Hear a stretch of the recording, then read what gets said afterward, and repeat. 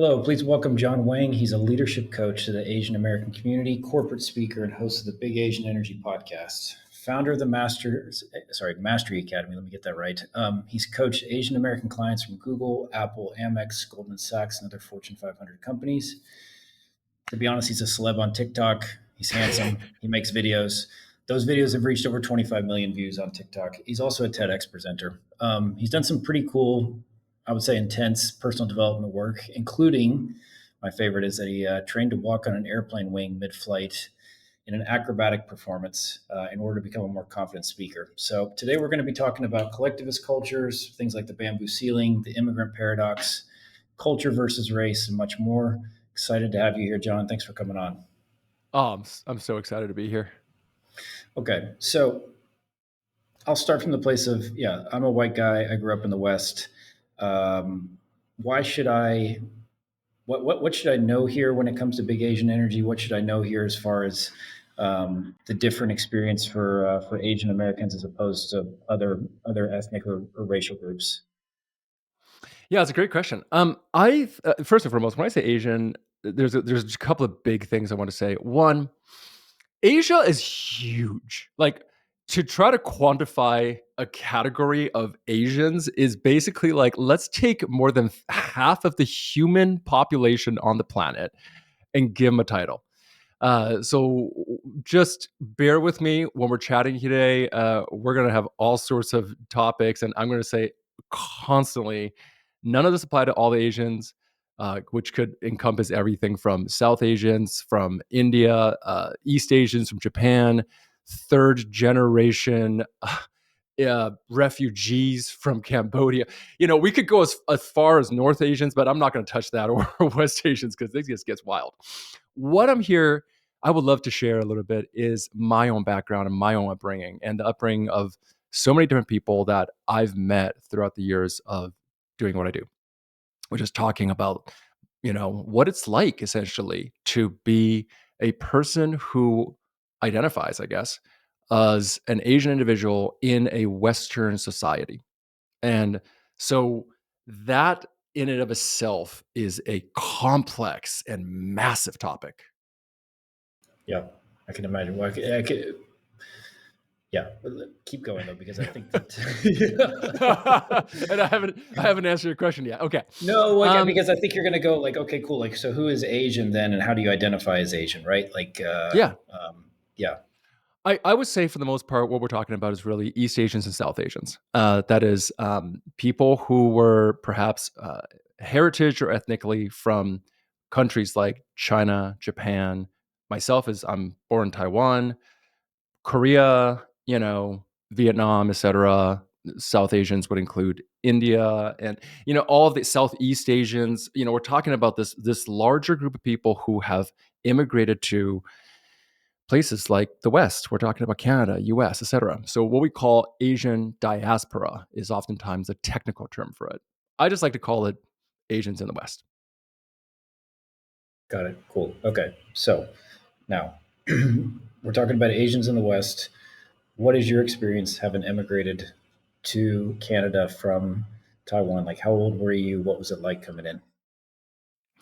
Yeah, it's an interesting experience because we're oftentimes referred to as the model minority. It's like this myth that kind of follows us around. And what the model minority basically is that we are seen as like different. We're not white, and we're treated slightly different, but we're treated supposedly and seen as being like quote unquote like the better ones. And what that means is we are usually seen as, oh, okay, there's higher socioeconomic attainment, there's higher educational attainment, and these kind of stats tend to result in us being viewed in the lens of you guys are doing fine, you're basically white adjacent. And to give you an example of this, I remember a couple years ago there was a school, like a school district in Washington, that basically decided we're just going to list all Asians as white people because we're all the same. Mm-hmm. And when For what's that? yeah, for talking about test scores or talking about yeah, like this was not a disadvantaged group. Let's say that's why they were not being called Yeah, out. Yeah, yeah, exactly. So a lot of times the messaging is that like Asians don't need help. And I would say if you talk to most Asian people, they probably would shrug and be like, "Yeah, we're doing us." right? We're doing us. But when we started to look deeper, when I started to do a little bit deeper, I started realizing there were small, I would even say at first subtle, but important distinctions. And this really comes from our cultural experiences and identities. And how that manifests in the real world actually does have an impact. So, for example, you mentioned the bamboo ceiling earlier, and that's one of the things that was a surprise to me when I first found out. For people who haven't heard of it, the bamboo ceiling is basically a discovery that Asian Americans are oftentimes really well represented in early to mid level stages in companies across every single field that we're talking about, especially professionals like, you know, finance, law, medicine, research, etc. Places like Silicon Valley, there's a lot of Asian Americans who work in places like Silicon Valley, but they're about half as likely as their white counterparts to be promoted into executive leadership, boards, and high level leadership. So that surprised me when I first found out. And that was what led into me reading and researching more about this topic because I was like, why? I mean, what makes me different? Is it just my skin color? Is it how I present myself? Where's the story coming from? Yeah, and I think we're. I don't want to give away the conclusion to the story. I do think that the you're going to get into this culture versus race discussion because I think that that's or they're not really verses, but how the two interact. Because you said, is it my skin color or is it how I present myself? And those are Mhm. two different sides to the same coin, right? One is race and the other one's culture. Yeah, absolutely. And I think that both are equally important and both are worthy of discussion. They're just different topics. And I think it's important because a lot of times when these topics get brought up, we usually think of race, right? So we look at the bamboo ceiling, and the automatic assumption that we tend to go into is like, is this because of racism? And I think that to a certain degree, I mean, look, I can't hide my skin color. I can't hide who I am. When I go into a meeting and walk out, and or like when I'm in a group of people and someone's like, "Oh, like where's John?" and people will be like, "Oh, which John?" The first thing people are going to say that the Asian one, Yeah, because that's the main identifier that I present, yeah, and I can't change that. yeah, And in my upbringing, in my growing up here, as in North America, you see and experience this. I have been called the C word. I have been attached to certain, let's say, like stereotypes. People ask me if I'm good at math. People being surprised. I'm like 6'4", and I when I was growing up, everyone is just like, "You're tall for an Asian." I got those kind of comments so much, like, "You're tall for an Asian." You suck at math for an Asian was my favorite yeah, one, which is just true. I do suck at math. Um, you speak English really, you're very eloquent. That's another one. I studied English literature in college, and people are surprised. Like, you didn't study math or science or computer science. So these are things that do exist, and I understand that. You walk into a room and you can't hide your race. And then there's a second part of this, which is culture, which is we look at things differently. We might express ourselves differently. We might even think and relate to one another differently. And that has to do with our upbringing, that has to do with our families, etc. So these are both really big topics, but I think it's important to identify if we're trying to solve the problem, quote unquote, of the bamboo ceiling, how do we address each separately but equally? okay. And so, what is the yeah? What is the yeah? How do you address them? I was going to say like yeah. How do you address them if they're both problems and they both need addressing? What is the solution um, to both problems? I mean, with racism, yeah, let's start with that. How do we solve racism in the next Well, five but let minutes? me no. I want to say something on that because there is a part with at least in the states from an education standpoint that Asians. You were talking earlier about that school in Washington, but Asians by and large do exceptionally like they're overrepresented in the Ivy Leagues.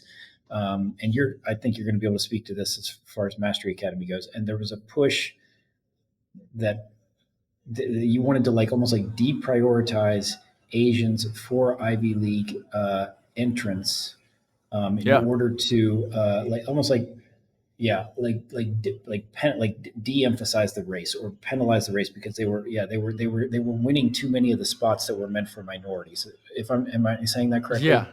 Yeah. So when I was working with students and getting them into top universities, the number one advice, and this was not just us, this was across the board. I think New York Times published an article talking about this, is that the number one advice given out by admission counselors is if you are Asian, hide your race. Don't Crazy. mention it anywhere. Don't talk about if you had like, oh, you were really into, let's say, you know, a certain racial or cultural thing, like, oh, you were in the Chinese club or the anime club, hide it. Don't talk about it because it will work against you.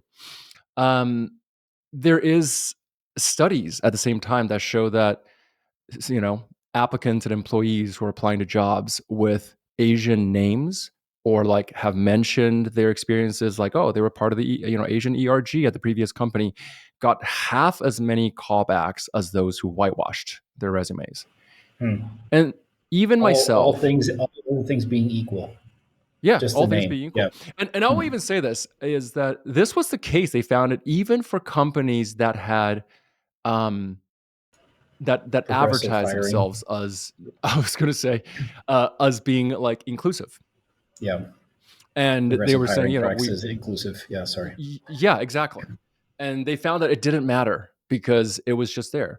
So there's this term is called the invisible minority, because there's this general part where we hide who we are because we know that to get along better, it's better to not emphasize or even point out the difference that we have. Myself included. I mean, I grew up. There was a time in my life where I thought, "Hey, if I'm going to write a book or I'm going to show up on stage, should I change my name from John Wang, which is a pretty, I would say, identifiably Asian name, dude? Every possible joke you can make about that, I've heard. Right? Like it's not. And I'm like, should I like I thought about like my middle name is Yang, and I'm like, maybe I'll like change my name to like Young, which is kind of like, I don't know, you could there's white Yeah. people who have the name Young. Yeah. This kind of stuff comes up. When I was this is really funny because like when I was about to write this book, Big Asian Energy, an Asian friend of mine pulled me aside and was like warning me with all the love he had, was like, dude, are you sure you want to do this? Like, you're gonna put yourself in a box. People will put you in a box. And I just said, we're already in a box. Like, we are already in the box. Like, when we walk out of the room, like, we know that we are seen in a certain way, we are seen in a certain light. So why not just talk about it? Why not just embrace it? Like, why are we hiding this thing that we can't hide anyway? Makes sense. The you had made a comment to me that I thought was so fascinating. I was trying to go back and look in the email portion to find it, but the you had said, let me get this phrase right, like about the high context versus low context communication in terms of Yeah. how you speak. What does that mean?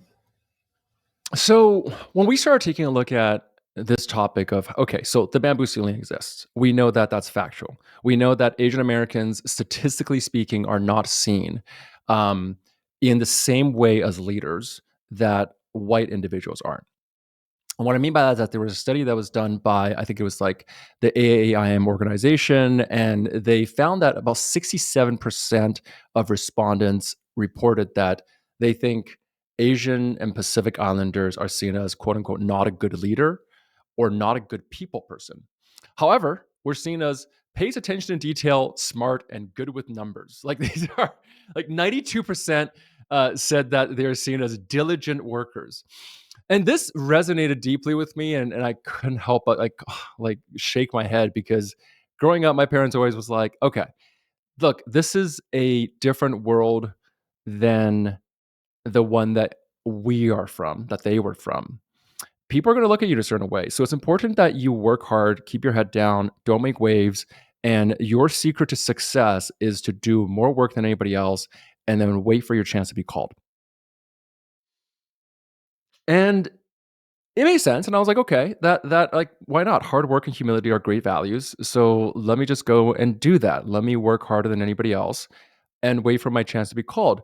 The only thing was I didn't realize, and I think my parents didn't realize this, is that that's not the same culture that exists here.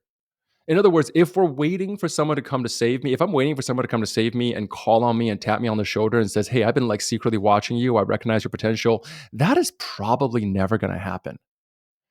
And this is because we are, when I say we, I mean like a lot of Asian Americans and myself grew up in what we call collectivist cultures. So collectivist cultures, like if sociologists kind of broke down these two major division points, and it's on a scale.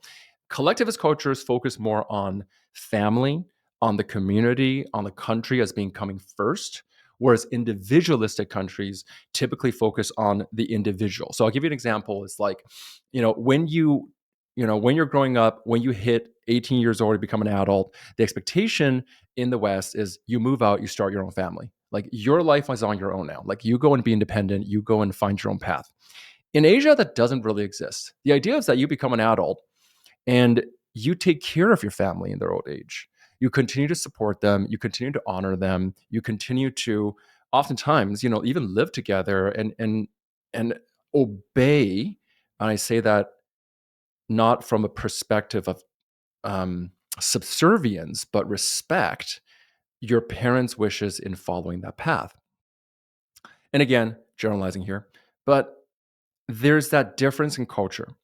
And I never realized this, but this cultural difference is so deep and so pervasive that it's in almost every part of what we do. And that includes how we speak. So Okay. there's a really great researcher. She talks about, yeah. Well, please finish. I do have a comment to come back to when you finish, please. Sure. So there's a researcher who talked about this, and she studies communication styles across the world. And she said that there are two different types of cultures. There's high context communicators versus low context communicators. And what high context communicators basically are is high context communicators communicate with each other with a greater understanding of what the, I would say, implicit information is in the room. So, an example of this is Japan. Japanese people, generally speaking, are much more high context. So when they speak with each other, all that meta context, like the understanding between them, is understood, and they don't need to speak us directly. Whereas in places like the U.S. or Canada, um, Australia, these are much more low context countries in which things are stated very directly. And this also includes things like negative feedback as well as positive. But I'm going to hold that thought. Yeah. Well, I just using Japan as an example, I believe in their language, they also indicate when they're speaking to someone like deference or authority as far as saying like you are older. Like there's a way that the sentences are constructed. Let me give you a Oh, different yeah. example. In Spanish, for instance, if you're speaking to somebody that you don't know or an older person, you would say usted as opposed to tu, and there's like implicit, it's not obedience, but it's like manners almost built into the language. And I assume it's similar in Japan because I had read that when you are it's yeah that, like and if I'm talking to you, whether I know you or not, especially Americans are known as being very very informal. They address you by your first name. They don't have any problem. Uh, yeah, there's like almost no salutations a lot of times when you start speaking to somebody. Even your elders, it's like, hey Bob, right? There's Oh, no yeah. like, hey, hey Mr. Wang or whatever, right? Like Yeah. even that's gone away. But yeah, that's one point, and the second one is I think the concept you were speaking about earlier is filial piety, um, Mhm. as a as a general kind of a Confucian idea. Is that right? Yeah, absolutely. Yeah. Yeah. So I would probably say there's five core cultural values that we definitely see the greatest division in, and I listed them as being, honor is the big one, like understanding the recognition of honor, which is like our face, as in like how we present, and that's not about ego, that's not about pride, that's really about politeness. We don't want to offend other people with our negative emotions, our emotional messiness, etc. So this whole idea of like Americans being very direct and like talking to somebody and immediately going to, hey, how are you doing? And like, this is what I'm going through and I'm struggling is very foreign. Like, it's very foreign. Like we don't like, we're like, okay, what, like, I don't know what you want me to do with this. That's not the right Yeah. context for this. Yeah. Right. And so that's one. And filial piety is absolutely another one. And filial piety is the understanding, the respect that there is a social hierarchy that we appreciate. And that could be something as simple as age. So, you know, even when I was going to school in Taiwan, if somebody is like a year older than you treated them with a greater amount of respect because they were a year older. And like they understood that there's these social rules. Like if you go out to eat together, like the good thing is like somebody older will be like pay for you because they're taking care of you. And if you're younger, you don't speak against them because even if you know something more about a topic than they do, you're very respectful in how you deliver that because that's the social hierarchy. And that's the rules everyone plays by. The oldest person in the room deserves the most respect, unless sometimes like the person who has the highest, let's say, company, like let's say you're in a business, like the CEO has earned his spot, so you will give them the most deference and respect. And this is down to everything, like who takes the first bite at dinner, who takes the last bite at dinner, how where they sit at the table, like all of these rules are invisible and everywhere. So I mean, yeah, I think it's nice in a way that that exists, and I don't want to sound like I'm. What's the way for to say this? Like I think it's special, and it's like having lived in Asia. When I go to Asia, like I like this. To me, it's manners. It's like a lost art in some sense. Oh, That the West has lost, or certain parts of the West have lost. But I think that the um, one of the things that you get into in big A's energy, as I understand it, is that in helping people kind of crack the code here, part of it is to be more assertive, and also part of it is to be more charismatic. And I think the assertiveness is goes head on into this issue of them taking the first bite at the meal, right? Like let's say, as yeah. opposed to waiting on the elder to initiate the meal. Is that right? Yeah, absolutely. Or like pouring So then, tea or like these things. Yeah. yeah. So then, how do you like how do you blend the two? Like how do you make it so that you're not an asshole, and yet you're yeah, like yeah, really, because like there's part of it that's charming where you're like, okay, cool. I mean, if I went to Asia and I sat at a table and didn't know formality, they would, generally speaking, they would give me a pass because they're going to be like, he just doesn't know any better. But if there was there's like there's kind of like an element of like you think it's nice and you want to respect it and you do it, and so you are, if you're Asian American and you're in an organization, you're raised a certain way at home, you come into an organization where you're surrounded by people who weren't raised that way, and they don't have any sense of manners. Like how is it that they can kind of work their way in a Western organization by being more assertive while also not being assholes, basically, like That's it. That is an excellent question. I should have rewrote the chapter called how to be an asshole. Um, but a better one. And to me, it's about building bridges because I think that's the biggest thing is understanding context. And you're absolutely right. There's no part of what I talk about that will ever say um that disparages Asian cultures because I think that there are so many things. Personally, I think individualist culture could use a little bit more collectivism, mhm, and I kind of love that. I feel like we are a little bit out of balance these days, and I think mhm, that like collectivist cultures could use a little bit more individualistic mindsets when it comes to how we present and feel about, let's say, the pursuit of our purpose and the pursuit of who we are truly, right? And I think that we are seeing that cultural exchange happening anyway. We are seeing that newer generations of Japanese, Chinese, etc. individuals and younger people are becoming more self-aware of these kind of more westernized ideals.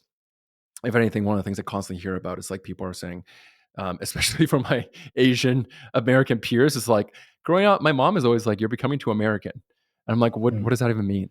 And I think that's what it means. Like you're becoming too independent. You're becoming too individualistic. What Mm-hmm. I think about is I like to use the example of it depends on where you're doing the business, right? Understanding the field of play. So if you're in Japan, it is absolutely normal if you have like two leaders, like two team leads, two CEOs, whatever, when they're meeting each other to bow. And that bowing is a signifying of respect. And I personally I love that when I was spending time in Japan. I freaking love every part of that thing. People are so polite. People don't like to say no. That's part of the high context communication. They find polite ways to navigate around a no so that you would take the hint, instead of me having to say no, you're being an asshole, can you please get the fuck out. Like they will find every hint, right? They'll be like, oh, unfortunately that is not a convenient thing to bring forth today. Like there are a lot of this. But take the CEO who's from Japan and you put him in a New York boardroom coming into a business negotiation. He starts off bowing to the other side. Like that changes the optics. So I think this is an important part of it, especially for people who grew up in a culture or environment in which that deference to authority, that deference to someone older than you, not self-promoting because it's seen as being too, self-obsessed or narcissistic, where that respect is not understood the same way because the environment doesn't understand it, it gets misconstrued. And this Yeah, I is think why it that's is that the I, key. Yeah, yeah, that's the key right there. Is like you're trying to arm people to basically say like you need to figure out what the playing field is that you're on, and adjust to the rules accordingly based on that playing field. But the playing field can change from the New York boardroom to the Japanese tea ceremony if I'm sitting in Tokyo versus if I'm sitting in on Wall Street. exactly. There are these myths I like to say that about Asians. Like Asians don't like to speak up. It's a common myth. Like I hear this. I think I had somebody post this on my Instagram one time. It's just like Asians aren't confident. They would never speak up. And I'm like, dude, it's not that we're not confident, don't like to speak up. We speak up all the time. We just value respect in that social Mhm. context because that's what we're taught. Like we'll And speak up, you, but yeah, I would say you speak up in a way that is um, it's noticeable if you know what to look for. And since we're talking about Japan, the example that comes to mind, as you will say, they will say it's not a convenient time for this thing Mhm, in a way of saying no, but they also in their facial expressions, like they will indicate, their eyebrows will raise a little bit when they're not comfortable saying something. Like there's certain facial cues that will mhm. indicate this Yeah, is a take the no. hint. Take the hint. If you're aware of it, it's a clear no. You just need to actually know what it is you're looking for. 100%. Yeah. And if you're from that culture, you know those cues, you recognize those, and you know what is meant underneath that. It's great. Everyone gets along. But if you're in a place where that isn't being communicated, where people don't understand that, sometimes it comes off as either being miscommunicated, misunderstood, and then the opposite, when there's direct feedback, it comes off as harsh. So if you're a leader and you are working with Asian person and you say, "No, this is not going to work, like go back and redo it," they may not know that this is a normal context. And I'm generalizing. I think most Asian people who are growing up in North America are perfectly communicators, capable of understanding communication. But if you are unfamiliar with that context, it could feel very direct. It could feel very harsh in that. And again, these are cultural values that, in the context that they're from, makes perfect sense. Outside of that culture, sometimes gets misconstrued. So, how do we bridge that gap? How do we make sure that we are understood that no, speaking up for yourself, self promoting, asking for what your needs are, saying no is not disrespect, it is just communication. So why do you care about this? And what I mean by that is you were doing Mastery Academy. What was that? You talked about this prior to the show as far as trying to square two different initiatives, let's say, right? Like Mhm. where you have Asian kids who are coming to you saying, I want to get into these amazing schools and go to work at these Fortune 500 companies. And you're also saying, well, actually, to succeed in these Fortune 500 companies, you need at the higher levels, you need to be charismatic, you need to be assertive. You don't necessarily need You do need the degree to get in the door, let's say, but like to move up Mhm. the chain, it's actually you need to be able to not bow to the opposing CEO Yeah. in the Wall Street boardroom, right? Like it's a bad Yeah. example. You understand what I'm saying? Yeah. Yeah. You need to have a little bit more of a backbone, and you need to be able to have a little bit more what I call fire, right? Like it's okay to bring a little more fire because people in these circles will respect that. They won't see that um as a lack of politeness. They would see that as honesty and integrity.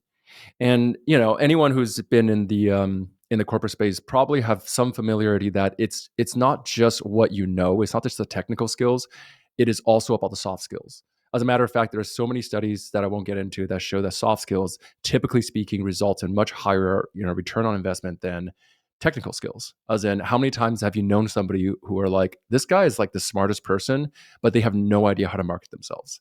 And that's why it is that they're being underpaid, undervalued. And then over there, you got Jim and Bob, who is like, honestly, don't know what the hell they're doing, but they're now the VPs of the company because they understood how to schmooze. And we tend to look at that as being like, that's a terrible thing. We should not be like Jim and Bob. I'm saying is take a look at what Jim and Bob is doing, because what happens if you can combine your technical expertise and your Mhm. capabilities and also know how to speak that language, how to promote yourself, how to speak for yourself. Because that I think is the most important thing. Yeah, yeah. Then you're untouchable, right? You sit across from Jim and Bob at the same VP level that they're at, and these guys don't have any idea what the hell they're talking about. Not only are you as assertive or as charismatic in your way, but you're also technically deep and knowledgeable about the topic. Let's say, Yeah, right? You're not just there to schmooze. absolutely. Yeah. Absolutely. Okay. So, Because this is, sorry, explain Mastery Academy for those who aren't familiar with it. Like, what were you doing, or what are you doing with it, and how does it tie in with Big Asian Energy? when I first started 15, I think, I don't even know now, almost 20 years ago. God, that just makes me feel so old. When I first started this whole journey. So my first business was actually teaching Asian Americans. It wasn't supposed to just be Asians. It was just like I was teaching communication, writing, and college admissions at the time. And I was helping these, high achieving, super hardworking, go getter kids break into the upper echelons of these top universities. And there's a kind of formula and a skill that you have to know how to promote yourselves. And mostly kids have never, ever, ever taught themselves that because, again, they come from a place where the work speaks for themselves. And I'm like, the work is not going to speak for themselves. You speak for the work. That's the only way anyone is going to recognize you. And you have to think about who are you talking to? What do they care about? And not just go, oh, this is what I've done, but like why this matters.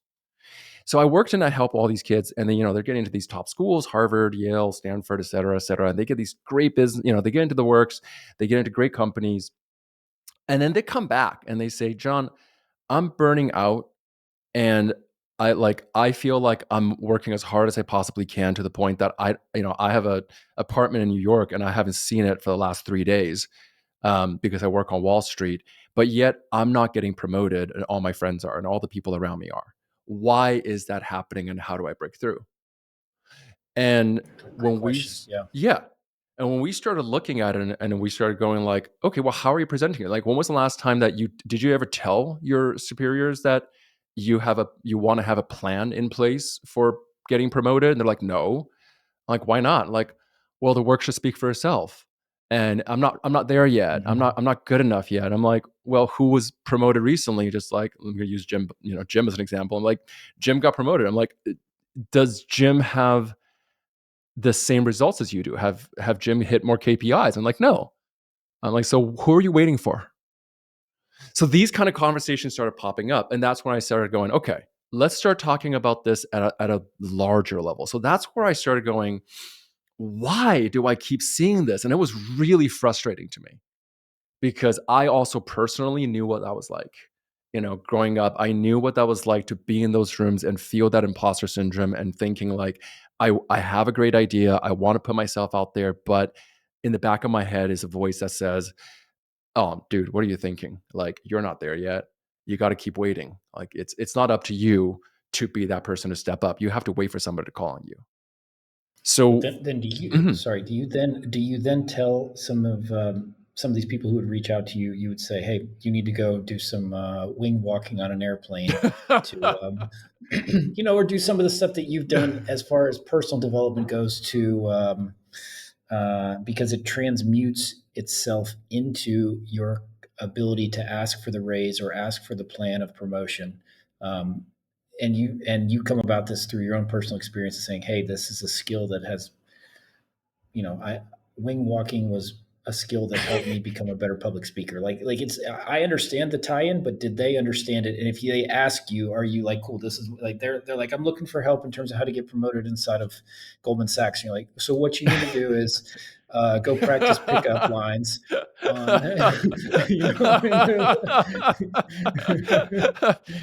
Yeah, day one of my workshop, everyone go skydiving.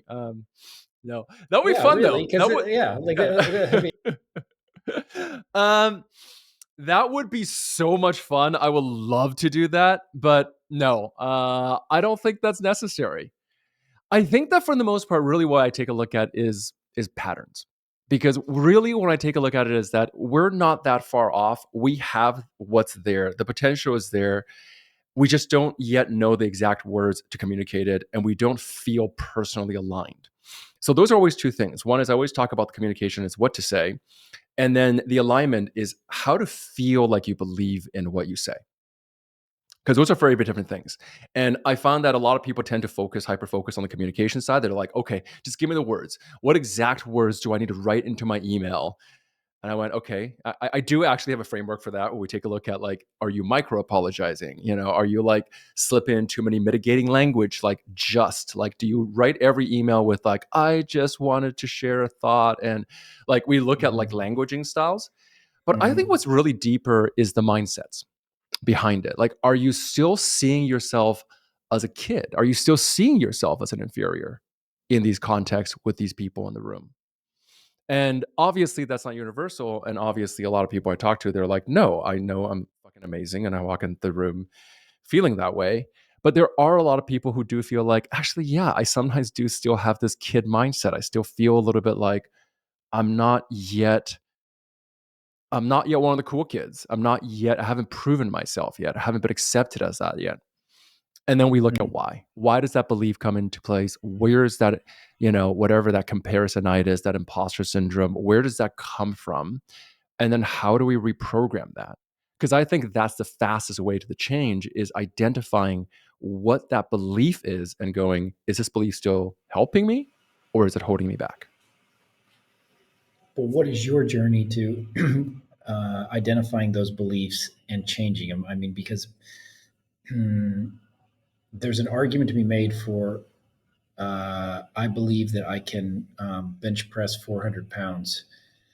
I can't until I sit down at the until I sit down at the weight rack and it comes crashing down on my chest, right? So there is some physical embodiment of like the changing of the beliefs. Yeah, absolutely. What you're talking about is competence. And there is this lie that confidence comes from competence. And I call it a lie Interesting. because confidence comes to competence is basically is that I'm going to do this until I get really good at it. And then once I get really good at it, I'll believe that I'm really good at it and I'll feel more confident. And that comes out in all these ways. Like it could come out in like dating and being like, oh, once I have a six-figure income, like women will love me because, once I drive a Ferrari.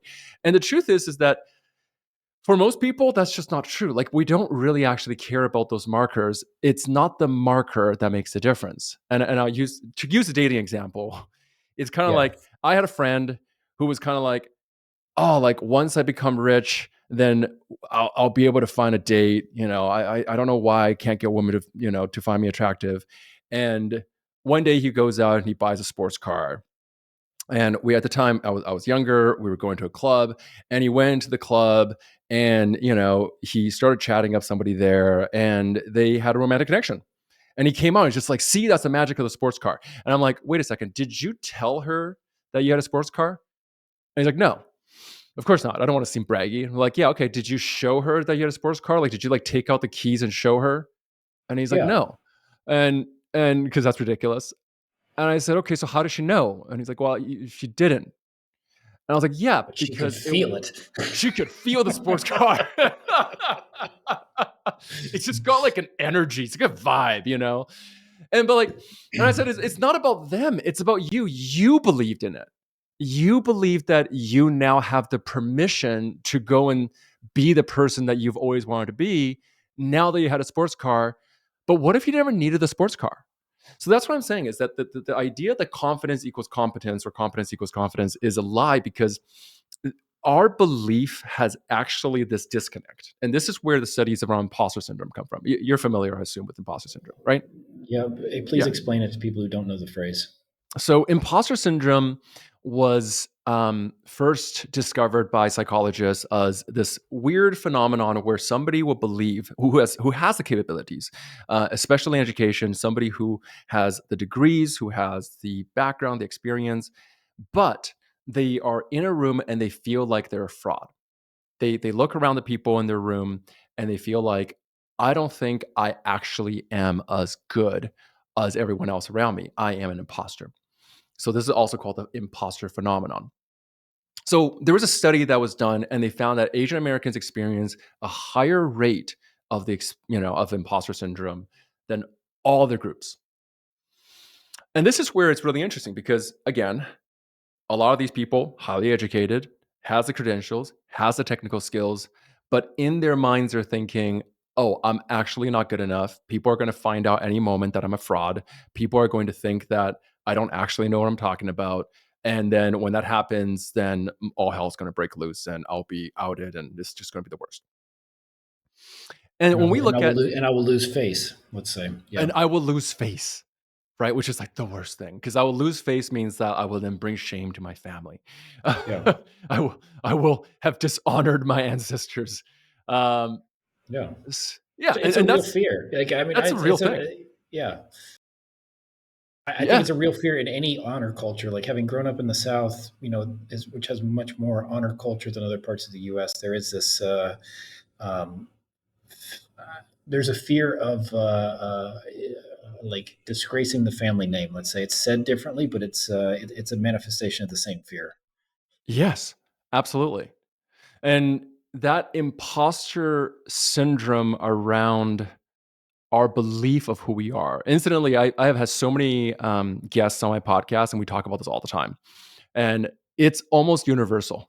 It's something that's universal. I remember we had an entrepreneur who started an investment company or trading fund in her MIT dorm room that was doing like $1 billion of trades a day. Crazy. And when I was interviewing her, she had already like gone through all this and sold, and she was just insane, like by every metric, insanely successful. And she said, to this day, I'm still working on it because it's so deeply ingrained in who we are. And it's the belief that you don't deserve your achievements. Other people are going to find out you're not good enough. Any praise you get is false. Like if somebody says, hey, you're really good at this, their first reaction is, oh, you're just being polite, Mm. or that they don't deserve where they need to be. And that I've tricked people into thinking that this is what it is. Incidentally, I experience this personally all the time. Well, yeah, you're putting yourself out writing a book. I mean, you're going to be dealing with imposter syndrome. Oh, for sure. And this is why I always say it's like I'm not trying to be an expert on anything except my own experiences, because I think there's a part of it that's like I don't want to be called out for it. Like the first 3 months after I got my book deal with Penguin Random House, I was like semi like low key concerned I was going to get an email for them to be like, actually, we did a little more research and we made a We mistake. decided you're a fraud. Yeah. You are a You- fraud. I legit lost sleep trying to send after I sent them the first draft because I was like, oh my god, please don't come back.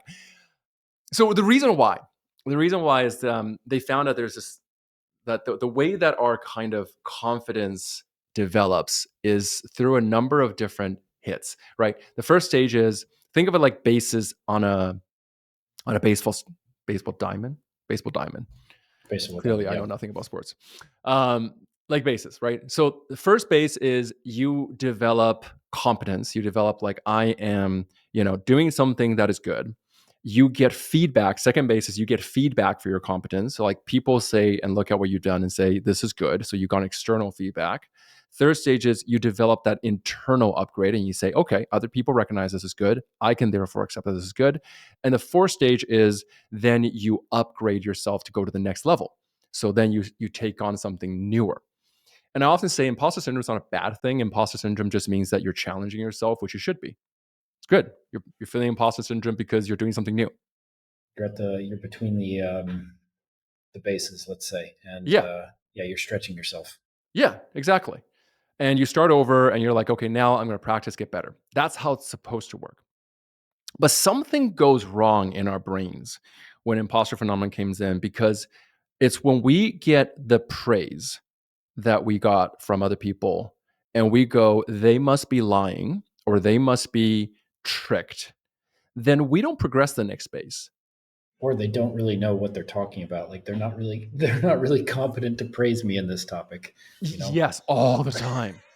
All the time, right? They're like, and if they like, if we judge them to think that like, oh, like they really believe it, like they're giving me real praise, then we judge them for it and being like, oh, then you must be an idiot because you think Yeah, I'm good. yeah, If you were really good, you would know that I'm the idiot. yeah. And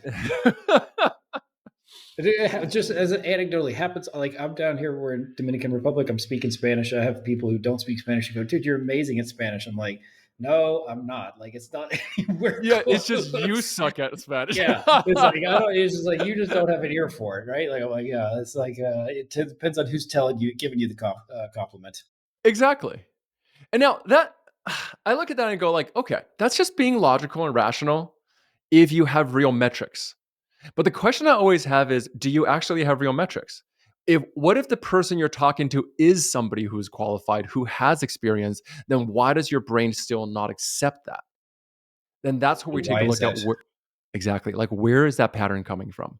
And for me, when I've talked to people and in my own personal experience, so often it's a belief that we picked up when we were a child. You think it's more prevalent amongst Asian Americans than other ethnic groups In what I've observed in my own clients and students, it is everywhere. It is across ethnic everywhere. groups or everywhere amongst No, Asian no, Americans. amongst Yeah, Asian Americans got it. with whom I've spoken to. And first and foremost, of course, I do think that it is a universal thing in general. Of course, everyone at some point experiences imposter syndrome. This is not like an Asian experience, but I think that if we take a look at our childhood and those educational experiences that so many of us have had, it is understandable why it is that that might show up more often. And speaking of which, I have had this validated because I've talked to so many different people about it. I remember I was talking to this guy who's the Google global director of health and performance. I am an honest guest, and we were chatting about this because he said that his own experiences. He calls it the monster. He said that I have this monster who is sitting in the back of my head and judging me and telling me that I'm not good enough all the time. And so one day he, after the pandemic, he just like kind of had this very vulnerable opening up to his team and said, "This is what I'm feeling. I'm feeling so much stress. I'm feeling so much burnout." And he started talking more and more about this. And he said, I would go into rooms at Google, and these are like all high achievers. And he would ask, who here experiences this monster? Who here experiences the inner critic imposter syndrome? And he said that when I'm usually in like rooms of mixed people, it's like 3 out of 10 people will see it. And if I go to like a high performing tech company, that average jumps to like a 6. And then he said, but if I take a look at Asian American groups, if I'm in rooms where there's only Asian Americans and I ask this, it's 12 out of 10. Jeez. And I was Hmm. like, wait, how can it be 12 out of 10? He's just like, I will have people come up to me and he said, I have two monsters who is saying this to me. And I to me, I'm like, that is a shock that that happens so often. But also, like I said, I started to think about it and like it made a lot of sense because for my own upbringing, for example, there was oftentimes a theme of a disvalidation of accomplishment from a positive place of thinking, quote unquote positive place, from a positive intention of saying, I want you to get better. And what I mean by that, I'll use an Mhm. example of this. Yep. One time I, brought back a math test. And like I said before, I'm terrible at math. I brought back a math test and I got like a 92%. I think I was in like grade 9 or grade 10 or something. And I gave it to my mom. And I was so proud of this, right? 92 was a big deal for me. Right. And which is so funny because I can imagine like so many of my friends just looking at me, shaking their head and being like, you got a 92 in math? Like, why not like 110? But that was my mom's answer. What my mom's answer was like, 92, what happened to the other 8%? And why didn't you do better? Like your cousins do better. Your sister does better. The people around you do better. And like, how do we fix you? There's And something wrong with you. Yeah. yeah, there's something wrong with you, not just in that you got a lower mark than what you could have done. You didn't get 100%. There's always a higher bar you're supposed to hit. But what right? You're disgracing the family. Oh, We might, 100%. yeah. Like, Yeah. why Don't did tell we people. immigrate here? If you're only going to get a 92, why did Yeah. we? Why are we still in Taiwan? Exactly. And so often, I mean, like, and the answer behind that was not just why didn't you do better? It was what right do you have to talk about your accomplishments like there's something worthy of talking about when other people have done better? So let me ask you. So what does your mom say about your book? Uh, I mean, come on, dude. Like we're gonna get into that is Tiger a. Moms, but like I'm very curious. She's like, "Oh, do you think you're Oh now yeah, an we get expert into about Tiger this?" So, Moms. Yeah. like, wait, who decided that you were going to write this? Like I don't know. we had several deep conversations about it because she was a little bit worried at first. She's like, "You're going to talk about your childhood?" I'm like, "Yeah." What are you going to say about your childhood? And I remember What are you going to say she about got a little. me? Yeah, exactly. What are you going to say about me? Because I tried really hard and I did all these things and I really and I say, look, I'm going to speak truthfully, um, because I think that it's not about a story about us. I think that it's a story about everyone else who may have experienced something similar to us. Um, and I also want to say and recognize that I see their intentions and that they are doing the best that they can. And I say this for all the parents out there that may have self-identified later on in their, like literally, I was on a trip a couple of weeks ago and I was talking to a mom and we were just chatting about this. She was really excited about it because she grew up with a tiger parent. And she asked me, well, so what are the markings of a tiger parent? And there's actually parenting experts who break this down. And I showed her this chart, this table that's in the book. And I'm like, Mm, these are the things that make a tiger parent. And she read it and she was like, oh, I was a tiger parent. And yeah, she never yeah, realized this because tiger parenting is not about necessarily about abuse. Tiger parenting is not about, forcing your kids to do piano classes and get into top schools or anything like that. A lot of parents think that tiger parenting is about how, it's about yelling or hitting or anything. But the truth is, tiger parenting is basically saying, I believe that my views of who you should be is more important than your views of who you should be. interesting. Okay. And there's three types of parenting that we look at. There's permissive parenting, which is nicknamed jellyfish parenting. There's authoritarian parenting, which is nicknamed tiger parenting. And then there's authoritative parenting, which is called dolphin parenting. I still remember the Mm, day. There's a book called, I think we actually emailed about this, um, called The Battle Hymn of the Tiger Mother. yeah, battle him with a tiger mom. Yeah, the tiger mom, exactly. And in it, she talks about all these things she did with her kids. There's no sleepovers. Practicing piano all day until, they're about to burst, and being told that I'm going to throw away your favorite teddy bear if you don't do your homework, stuff like that. I'm paraphrasing somewhere in the book, like stuff like that, right? And I remember when it first came out a few years ago, it was like all over the news. Like all the white people came out and was just like, "This is what's wrong with blah blah blah blah." Yeah, if only these Asian kids were allowed to be more permissive, then they'd be more like Yeah. us. And I remember thinking, like, I remember reading through it. And I'm like, this is Tiger Moms. I don't know. This is pretty tame. Yeah, relative to what you experienced, yeah, did you show it to your mom and be like, oh, relatively speaking, this kid, you know, she or he, yeah. I mean, So I think it's a tough thing, right? Because we tend to think of parenting as these two things. Because I think my Asian parent would have said all white parents are too permissive. Like they let their kids call them by their first names, and they spend too much time on video games. We need more discipline, and they're not going to get ahead. And I'm like, it's not one or the other. It really is about where we find a balance, right? Is there a parent guided drive that focuses on increasing the child's autonomy? In other words, is there a way for us to say there's on one end, it's like the Goldilocks thing. Is it Goldilocks or the Yeah, three yeah, bears, with the right? The porridge. Goldilocks thing. Like what's the Yeah, what's the what's the warm porridge? You yeah, have on one side permissive parents who don't say no to their kids, who don't say, here are boundaries. I want discipline, consequences, confrontation, goals. These are important. And on the other hand, you have tiger parents who are like, so much discipline, so much focus on goals. Like, if you are not getting straight A's, you're not lovable. Like, you don't deserve praise, you don't deserve recognition. And there's a withholding of love and attention. And I saw that so often with kids that I was working with. would you say that the ones who are coming to you trying to get into these elite universities by and large were the product of tiger parents? Like it was almost a one to one, let's say a one to one correlation. I would say that, to be fair to the parents, it did get better the longer that I was working in the industry. I started seeing more and more inclusivity, like inclusivity as like, I want to include the child's intentions in this. Um, Yeah, but there, what does it that did look get like? It's better. like cool. They can go to any Ivy League school they want as long as it starts with S or starts with H. Yeah.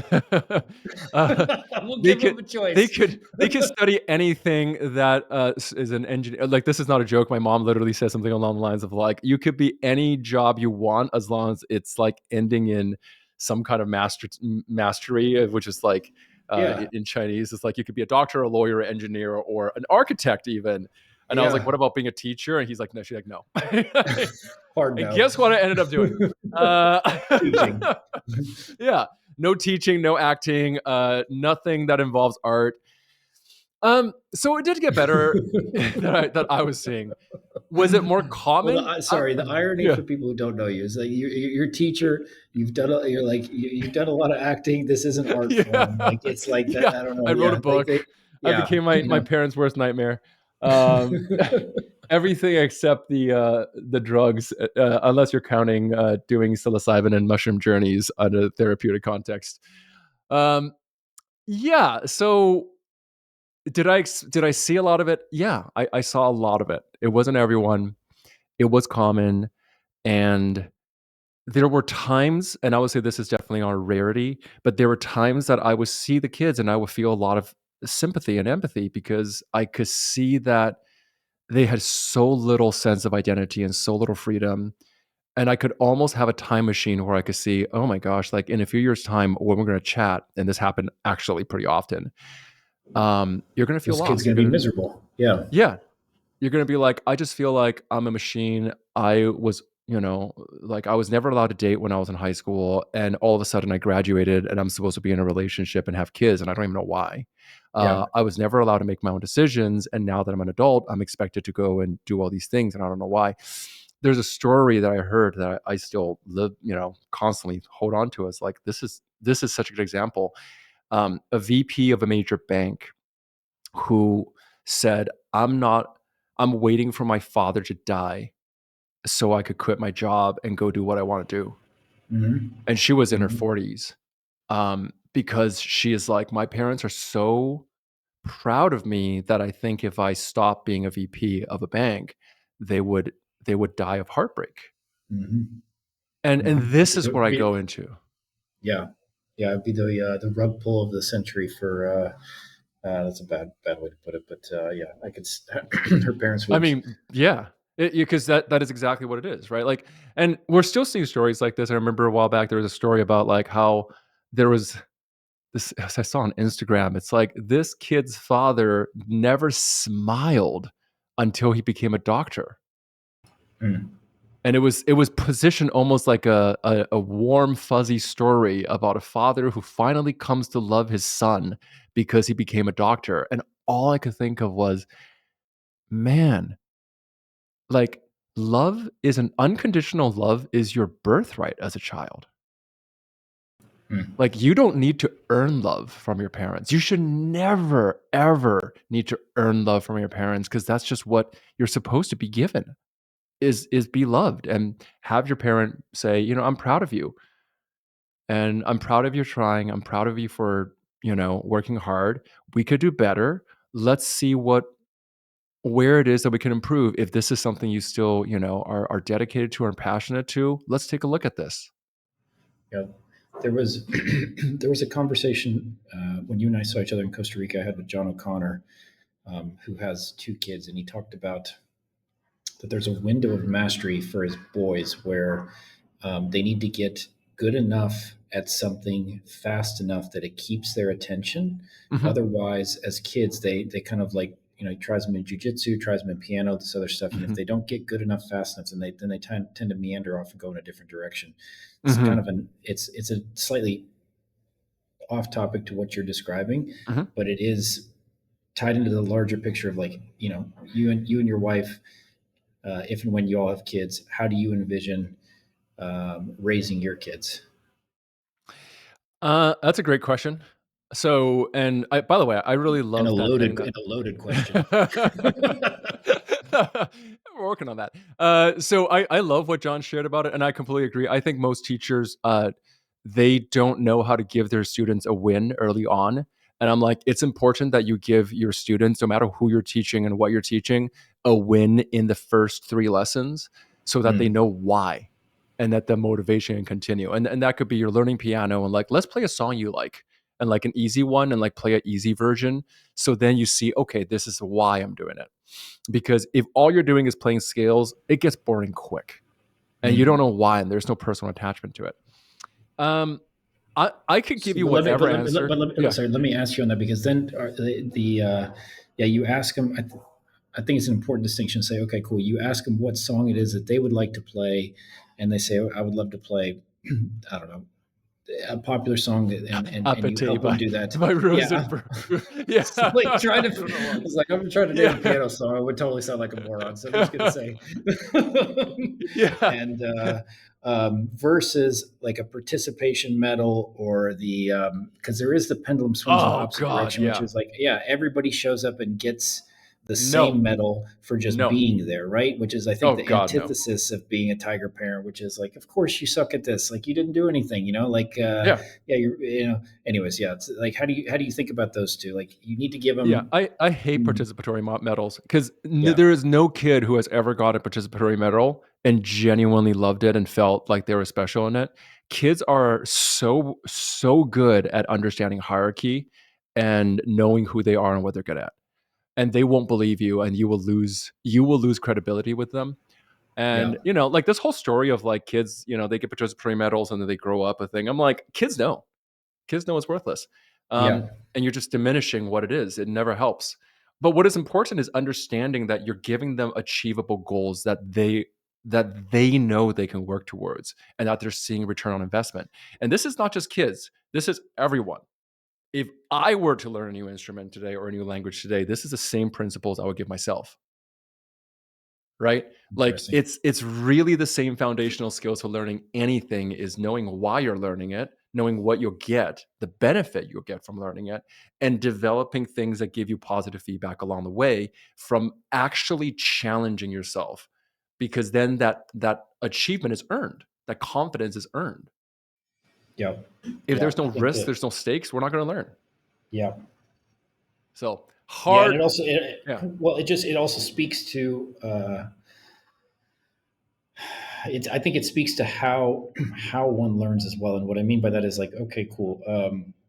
I'll use Spanish again as an example. Like, I'm conversational in it. I like it. I get a tremendous amount of enjoyment out of being able to use it, and like navigate with it. And then my Hmm. wife, who's Dutch, I don't. My Dutch is horrible.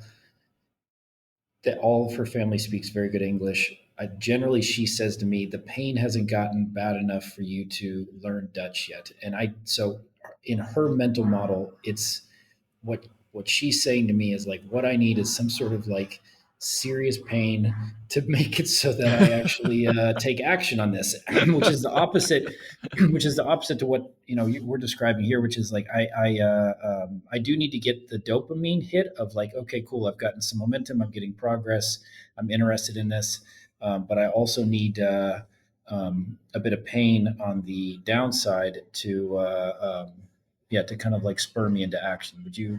Yeah, do you agree? Like basically, what I'm trying to get at is like with this, when you're thinking about these different parenting styles, and you go, okay, cool. Like you've got jellyfish, tiger, and what was the Dolphin. third? Dolphin. Yeah, Dolphin. Yeah. authoritative. Yeah, for dolphin. And Yes, so that's right. Yeah. you're looking at these three different parenting styles, and you're like, all right, cool. Like you and Amy, you and your wife, as you think about how you would raise your kids, and then you also look at it and say, what is the ideal country like from a collectivist versus an individualist standpoint, and like how do you kind of, yeah, if you were dictator, I'm asking you two questions. One would be, well, they're two of the same. One, they're dictator in both cases. One is like head of the family and you're deciding how your kids are raised. The other one is you're head of the country. Like how do you navigate the collectivist versus Oof. yeah, Oh man, that's a good individualist one. impetus? And I will tie it in with one more part here, which is like, part of the knock, and I don't know if this is true. So anybody who says something like Brian's spreading misinformation or disinformation, totally possible.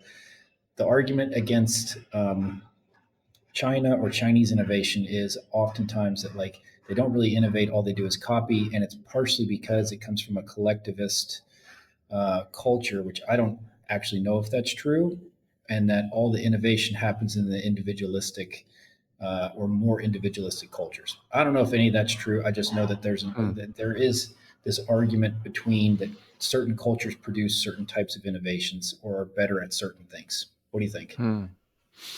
So A lot to there's a few different unpack. parts. Yeah, there's a few different parts of that. Let's start with the first one, which is just parenting.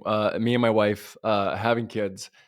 That I'm not going to suggest that I have any idea what that's going to look like because I could read a billion books, and I've talked to a lot of parents and people who are very intelligent. And I'll chat with them, and every single one of them told me is like you could read a billion books, and then you have your kid, and they realize that there is no book for this kid. So I That depends don't on their know. temperament too. Yeah, I don't know. I don't know who I'm going to get. And I think, but this is what I do know is that I do know that I would never make love something that's conditional. I That's would, the core. because, That's the core. Yeah. yeah, because it's our job as parents is not to create a kid exactly what we think they should look like. It's to create an environment for them to find the best version of themselves. Hmm. Because we're nurturers. We're here to nurture. We are not here to create. We're not here to push. We're not here to label. We're not here to do any of these things. Kids will find their own path. And any attempt to try to do that, by the way, I have seen it. I've seen so many different parents over the years. I've worked with their kids. And what's fun for me is I get to see a side of them that the parents don't get to see because I'm really Okay. casual with the kids. I'm really just casual with everyone I work with.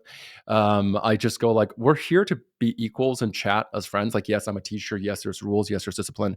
But generally speaking, I'm going to treat you like how I would want to be treated if I were in your position. And so they reveal to me stuff from their families, their experiences, their own fears. They will come and tell me things they're going through that they wouldn't share with their parents. And the parents, in turn, will come to me and be really annoyed and be like, I don't understand. It's so annoying because we would tell them something and they would ignore it. And then you would tell them that exact same thing and they would take it home as gospel. Like, how do you do that and why? And, almost like, Drugs. yeah, yeah, I take them when walking. And my answer to that is because I'm like, because I listen without trying to conform, without trying to shape. Like I Hmm. genuinely listen. I'm like, I'm just here to listen, and I go, I'm going to provide you with what I think I would do, but it's your job to figure out what you would do Hmm. because that's your job. That's not my job. I would tell you what I think I would do if I was your position. So But I I respect your think, autonomy and your ability to make a decision at the end of the day. yeah, Yeah. because I don't want an obedient kid.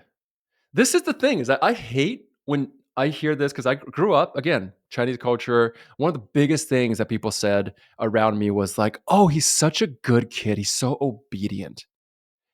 Obedient kids become obedient children. Be obedient adults. Obedient children become obedient adults. And why would you want to raise an obedient adult? Like, that's not a kind of child you want to grow up into the world where they don't have their own autonomy, where they're looking to everyone around them to say, you're good. You could keep doing this, because they will spend the rest of their life chasing the validation you never give them.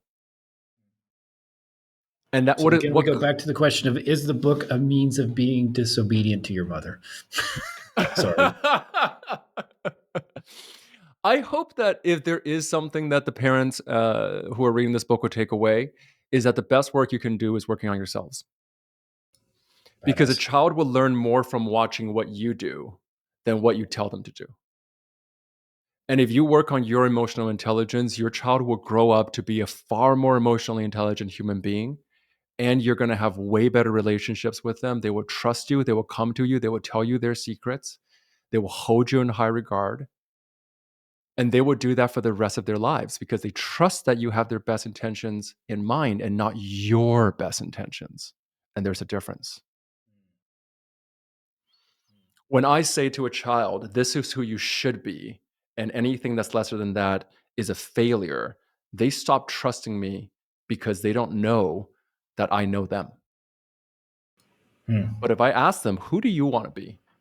And how do we get you there? And is this person that you want to be really in shaping of your values and that you care about? They go, oh, I never thought of it that way. Tell me more. Do you have kids then who are coming to you in Mastery Academy who you actually dissuade from, well, let's say going to school, but dissuade from the path that they think they came in on when you ask them these kind of questions and they look at it and they go, yeah, actually, I don't really want to do this. Or, yeah, what I would love to do is Yeah. go study art. I In, will be honest. Yeah. yeah. Yeah.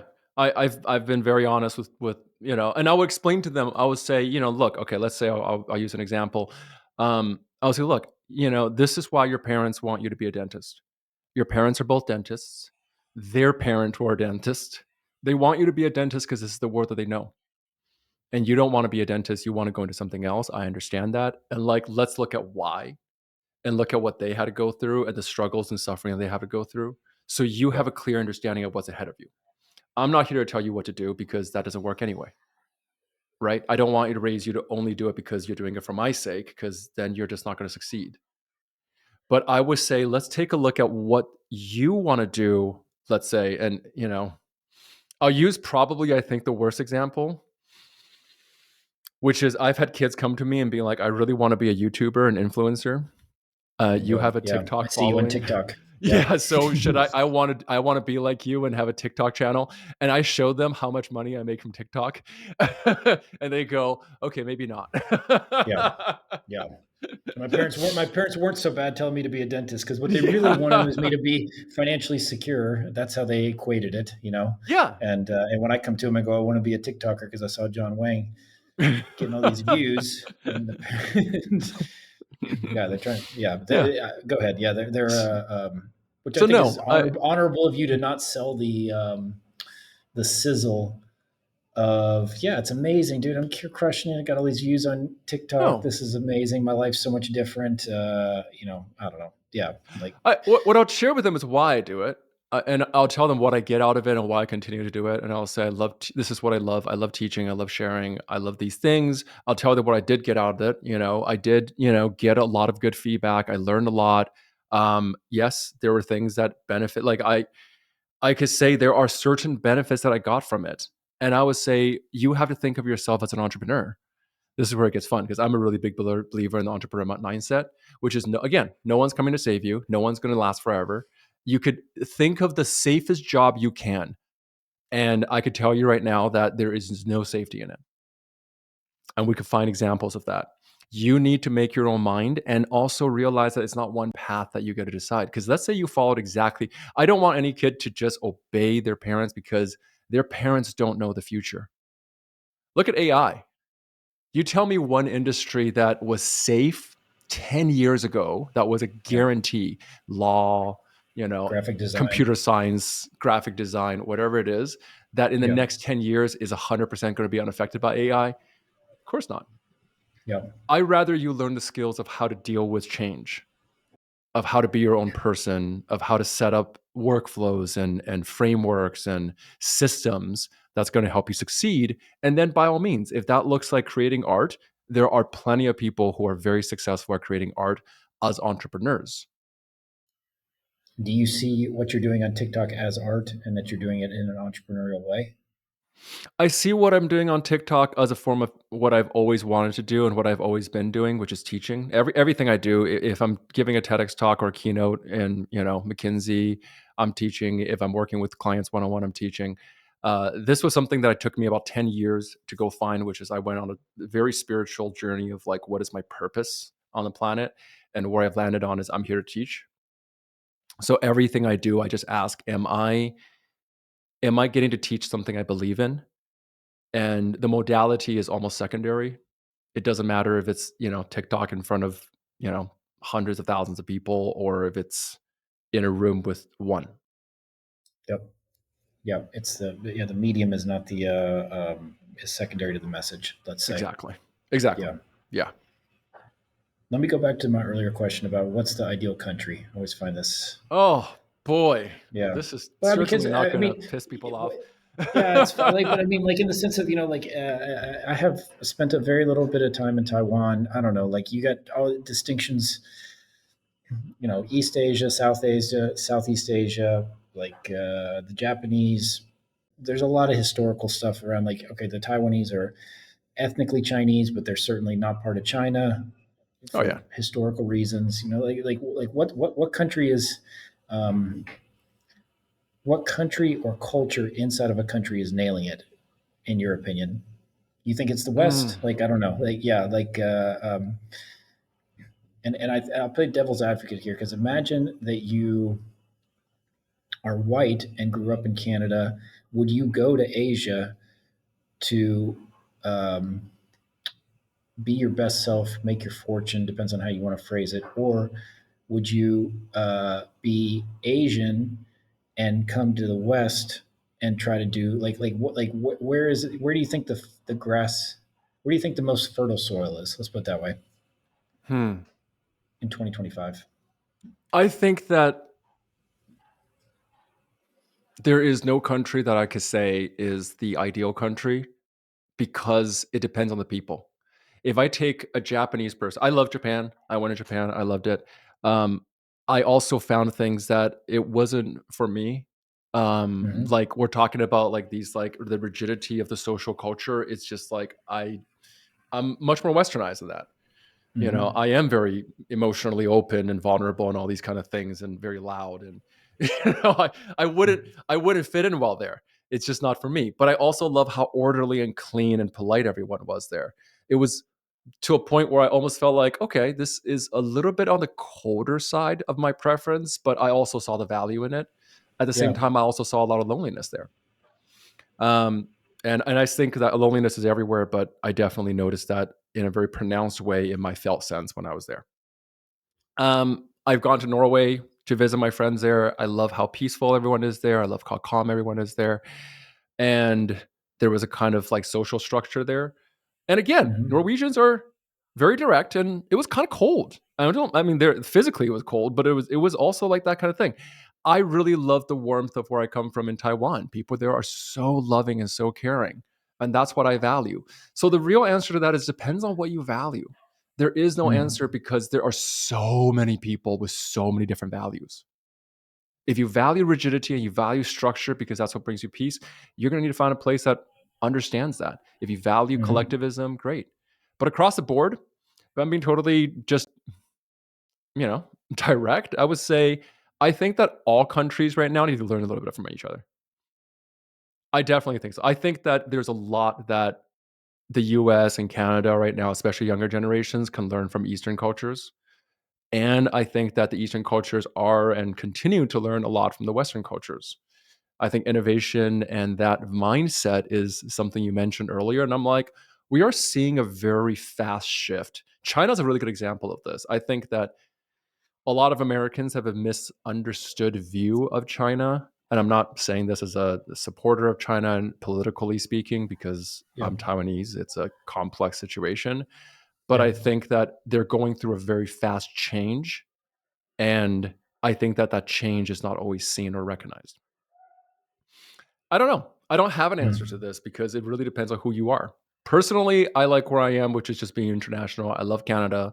I love Taiwan. I love being able to travel. I love the US in a lot of ways. Like, because the Yep. country is not about the country, it's about where you are and the people around you. Really well said. Cool. Let's let's put a fork in it. Call this one done, John. If people, yeah, I mean, really, that was a really nice spot to end it at. Like, Yeah. if people want to buy Big Asian Energy, if they want to get in contact with you, where do they go? How do they do so? When does the book Uh, come out? the book comes out May 27th. Pre-orders are available now. You can find it at pretty much anywhere you buy books. Amazon is usually the best place that people go to, but I prefer if you go to bigasianenergy.com to check out, because there's also downloads and stuff like that that I can offer. Um, yeah, go take a look. I would say check it out. If you have Asian friends, by all means, let them know. And personally, I think that this book, of course, I am speaking very biasly as an author, is going to help break free a lot of people from patterns and mental limiting beliefs that they may have carried that they may not be aware of.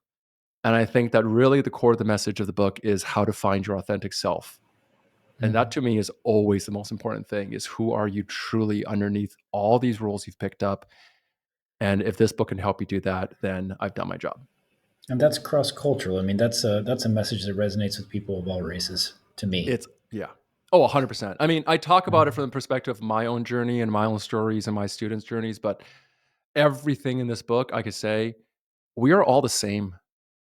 We are all the same. We have slight differences, but we over exaggerate how different we are.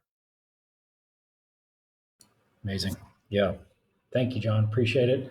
Thank you so much for Check having me. out, yeah, check out John's TikTok as well, and he has a podcast, Big Asian Energy, as well, that goes Yeah. along with the book. The book is beautiful, by the way. It looks great. I haven't read it, but I'm familiar with your work. Thanks for coming on.